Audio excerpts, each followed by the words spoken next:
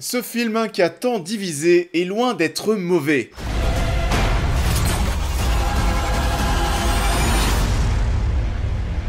Bonjour à tous, on se retrouve en ce début de semaine pour parler de The Amazing Spider-Man 2 et je pense que c'est la 200e vidéo de la chaîne en un peu plus de 2 ans et bah c'est plutôt pas mal. Au passage, je vous annonce que la prochaine vidéo sera une critique de Spider-Man Homecoming, comme ça vous aurez toutes les critiques de tous les Spider-Man sur la chaîne. The Amazing Spider-Man 2, on en parle. The Amazing Spider-Man, le destin d'un héros, est toujours réalisé par Marc Webb et le film est sorti 2 ans après le volet précédent. Dans ce second opus, nous allons retrouver Peter qui va joindre les deux bouts entre sa vie de Spider-Man et son amour pour Gwen Stacy, tout en sachant que cela pourrait lui causer de gros soucis dans sa vie personnelle. Alors ce second volet, j'ai envie de parler dans un premier temps de l'ambition du projet et de la communication, la grosse com qu'il y a eu autour du film. D'ailleurs, j'ai prévu de faire un pourquoi ça a merdé dessus. La miniature est prête depuis plus d'1 an et j'ai pas encore eu le temps de travailler dessus, mais ça va arriver un jour. Parce que oui, au niveau de la com, on a mis le paquet, que ce soit sur les trailers ou les autres publicités. On communique aussi sur le fait qu'il y aura 3 vilains dans le film, de bonnes grosses scènes d'action de malade, on change le costume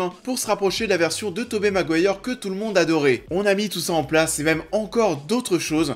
En voyant tout ça à l'époque, je me disais déjà, ah ouais, l'objectif, c'est le milliard de dollars de recettes, ça se voit. Et le film fait un score en salle plus faible que le premier volet, et ça a été une gigantesque déception. Nul. La suite, vous la connaissez, The Amazing Spider-Man 3 et 4 étaient prévus, on avait aussi des spin-offs sur Venom et les Sinister Six. Ce deuxième opus servait de point de rupture, et on allait mettre de côté tout ce qui était introduction, la création du super-héros, son histoire aussi, sa relation avec Gwen Stacy, pour ensuite lancer tout ce Spider-Verse avec certainement un Peter Parker blessé à vie, mais comme les gens n'ont pas montré assez d'entrain pour l'univers, tout a fini à la poubelle. Un partenariat a été signé à propos des droits du personnage avec Marvel Studios, et l'ère Tom Holland est né.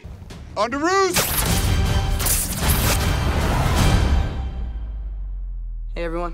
Et pourtant, ce The Amazing Spider-Man 2 est un film que je préfère mais largement au premier volet, qui ne proposait pas forcément grand chose d'innovant ou même de mémorable à part l'introduction de la relation entre Peter Parker et Gwen Stacy. Et heureusement, j'ai presque envie de dire limite, il y avait au moins cet intérêt de proposer ça parce que Peter et Gwen, c'est le cœur de ce second long métrage. Tu es Spider-Man. Et j'aime ça. Il y a pas mal de personnes, je sais, qui n'ont pas forcément accroché, certainement parce que la part de romance était trop forte au dépit des scènes d'action. On y reviendra, mais vous allez voir que oui, ça manque peut-être au moins d'une scène d'action, mais c'est vrai que voilà, c'est un film qui va se focaliser sur son point fort, le point fort du premier film, pour nous proposer quelque chose d'assez original dans un film Spider-Man. On a eu des Spider-Man pour parler de la création du héros, la dualité entre le côté super-héroïque et l'homme, le héros qui va sombrer, etc. Et là, on est presque sur une romance sur fond de film super-héroïque. C'est le point fort de son réalisateur en soi, de Marc Webb, et je vous invite à vous pencher sur ces 2 films qu'il a réalisés, Mais oui, et 500 jours ensemble, qui sont 2 films où les relations entre les 2 personnages principaux sont superbement traitées, et je vous recommande encore plus 500 jours ensemble, qui est une des comédies romantiques à laquelle on peut le plus s'identifier, qui est très terre à terre. Marc Webb sait mettre en lumière ce genre de choses, c'est pas étonnant que ça fonctionne entre Andrew Garfield et Emma Stone, et de toute façon même en plus de ça, les deux à l'époque étaient fous amoureux l'un de l'autre, dans la vraie vie ça ne pouvait mais que marcher. They got crime in England too, right?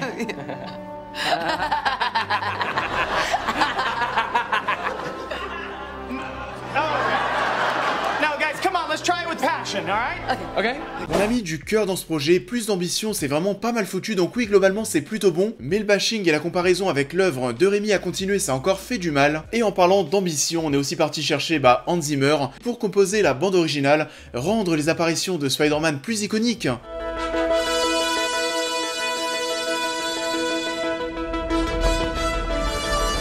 On a aussi ce thème pour électro, très musique électronique avec de grands moments de calme qui peuvent péter à tout moment mais comme une bombe à retardement comme électro.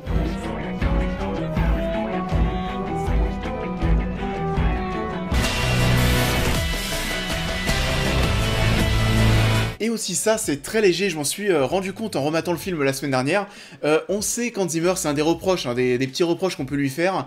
On sait qu'Hans Zimmer aime bien reprendre ses anciennes partitions et les remixer pour les réutiliser pour d'autres œuvres. Au moment de l'apparition du bouffon vert d'Harry Osborn, il faut tendre l'oreille, mais il y a une musique, une petite musique de fond, et en faisant un petit peu gaffe, je pense savoir d'où elle vient.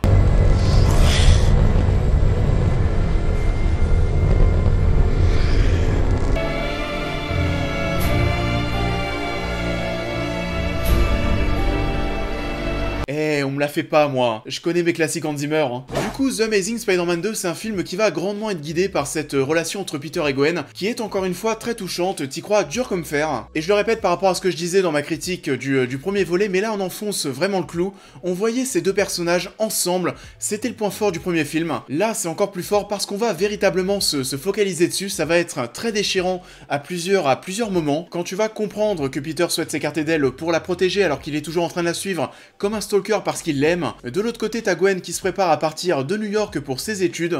Là tu vas te dire que tout est fini. Puis au final on va les retrouver entre temps pour cette scène ultra mignonne où t'as l'impression de revivre le premier coup de cœur. On a aussi ce moment où Peter ne souhaite absolument pas qu'elle parte sans lui. L'Angleterre. On part tous les deux. C'est un peu La La Land avant l'heure pour Emma Stone avec ces deux personnages qui vont devoir prendre des chemins différents. La suite, vous la connaissez, mais en tout cas voilà. Cette relation entre Peter et Gwen, c'est l'action principale de l'œuvre. Si vous vous en foutez, ce que vous voulez c'est des scènes de combat toutes les 5 minutes, et bah là je peux comprendre que vous n'avez pas totalement été pris par le délire parce que des scènes d'action, des scènes de combat, il y en a peu. On va en compter 3 majeures en 2h20 de film. L'introduction contre l'homme qui deviendra plus tard le Rhino. Alors ne le gaspillons pas à vivre par procuration. Faisons en sorte que notre vie vaille la peine d'être vécue. Ensuite, on a le premier combat entre Electro et Peter. On va jouir d'une scène au ralenti assez impressionnante et aussi très héroïque.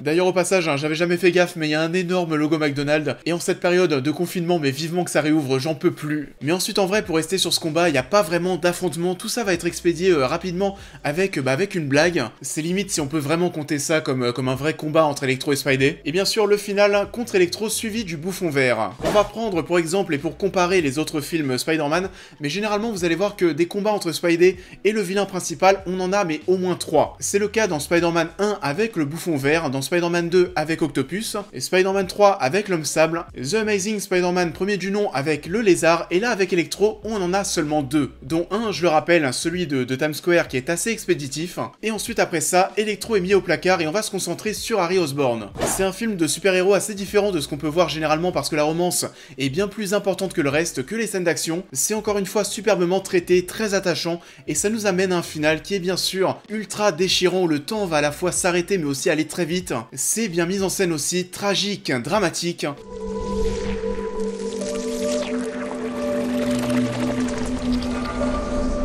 Et le seul défaut à mes yeux de cette séquence, et c'est dommage, parce que c'est assez rare de vivre ce genre de choses, le gros défaut, c'est que la com a été tellement imposante qu'on nous l'a pas mal teasé, ce qui fait que pour les gens qui connaissent ces comics, qui connaissent l'histoire de Gwen Stacy, et bah ce moment, on l'attendait, on le sentait venir. La surprise n'a donc pas été totale de mon côté, et c'est encore une fois dommage.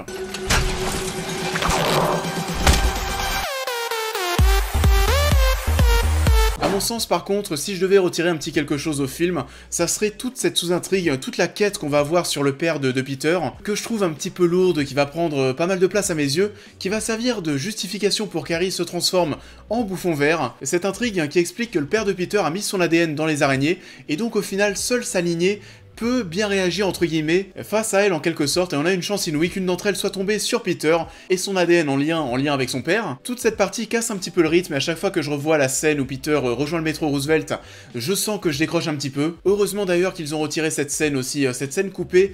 On va voir le père de Peter qui est encore en vie et on va le retrouver après l'enterrement de Gwen. Ça aurait eu peu de sens de voir son père débarquer de nulle part en mode « Oh là là, je suis encore en vie depuis tout ce temps et je te regarde de loin mais tu le savais pas ». Et en plus de ça, ça aurait cassé un petit peu la dramaturgie autour de la mort de Gwen, qui pour la version finale va bien nous poursuivre jusqu'à la fin du long métrage.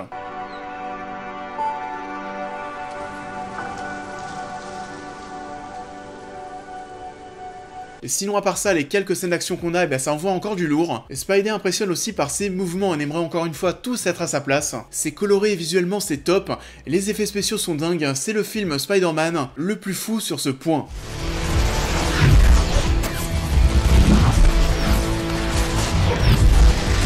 Il y a eu aussi cette petite déception au niveau de la com qui a communiqué sur 3 méchants alors qu'en vrai, il y en a 2. Le Rhino c'était très anecdotique mais ça nous a permis d'avoir ce final très symbolique avec ce gosse porté par son costume qui lui aussi a envie de défendre le bien contre le mal. C'est une scène que j'adore.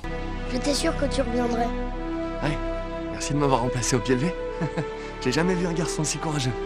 Electro est un méchant un peu osef, que ce soit pour son charisme ou son temps de présence à l'image. Ses intentions sont un poil compréhensibles, mais de toute façon, le mec est un petit peu dérangé dans sa tête. J'aime bien tout ce qui a été fait autour du personnage d'Harry, c'est dommage d'ailleurs, j'aurais bien souhaité en voir plus dans une suite. Je suis archi fan de son character design en bouffon vert, on a vraiment affaire à un hybride entre un homme et un gobelin, c'était vraiment mais très prometteur.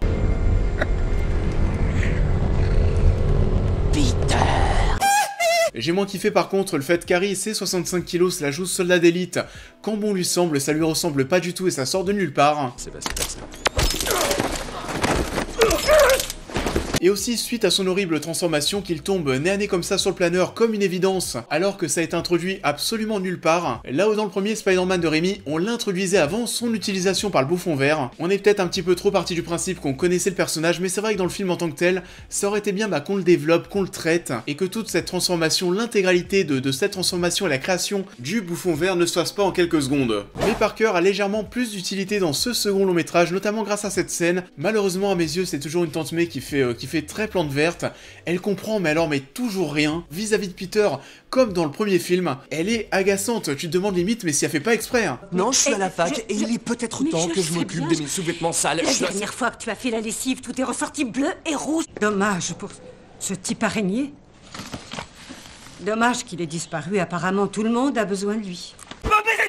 Et j'aurais adoré, je pense, comme beaucoup de personnes, avoir une suite à ce second volet. Déjà parce que le fait d'avoir une saga qui ne se conclut pas, ça fait un petit peu tâche. Spider-Man 3, on en a parlé dans ma critique, je trouve que la fin peut faire fin de trilogie, ça passe. Là, on sent clairement qu'il va te manquer quelque chose parce qu'on te tease le retour d'Harry Osborn, on va te teaser aussi l'introduction des Sinister Six. Et au-delà de tout ça, ce que j'aurais vraiment aimé voir, et je pense qu'avec Mark Webb, qui devait continuer la saga, je pense qu'on aurait été dans cette direction. On aurait peut-être eu un film, par exemple, où Peter rencontre Mary Jane Watson et voir comment est-ce qu'il allait devoir se relever du traumatisme de la mort de Gwen Stacy. Est-ce qu'il allait réussir à se relancer dans une nouvelle relation en sachant que la fille qu'il aimait plus que tout est morte sous ses yeux et aussi en partie par sa faute. C'est dommage d'être passé à côté de ça, ça aurait fait une très belle thématique à traiter encore une fois dans un film de super-héros. Et suite à ça, Mark Webb et Andrew Garfield ont un peu quitté le paysage des blockbusters pour des œuvres d'auteurs plus intimistes. Je pense que ça veut dire ce que ça veut dire, un petit peu dégoûté de cette surexposition qui a mal tourné. En tout cas, pour conclure, j'aime The Amazing Spider-Man 2 bien plus que le premier volet. C'est un film de super-héros très romantique avec principalement cette romance entre Peter et Gwen qui est toujours aussi palpable, aussi touchante jusqu'à en devenir dramatique. C'est dans le titre, c'est le destin d'un héros. On va regretter pour certains l'action qui a été mise au second plan, un Electro pas forcément mémorable non plus, mais des effets spéciaux spectaculaires encore à ce jour dans un film Spider-Man jamais égalé. C'est dommage à mon sens, on aurait peut-être aimé en voir plus. Enfin, en voir plus. Est-ce que sans Emma Stone, ça valait vraiment la peine? Je vous pose la question.